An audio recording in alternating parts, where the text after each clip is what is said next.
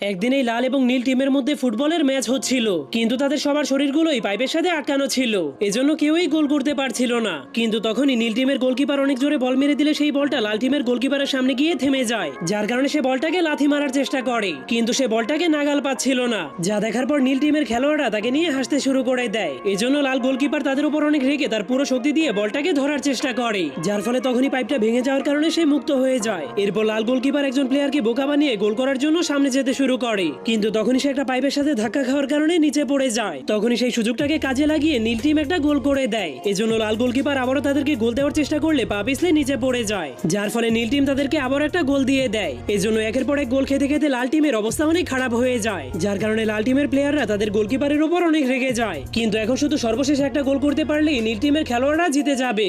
যা দেখার পর লাল গোলকিপার তার জায়গাতে গিয়ে জলদি করে তার পাইপটাকে লাগানোর চেষ্টা করে, কিন্তু তখনই নীল টিম বলটাকে আবার অনেক জোরে একটা লাথি মেরে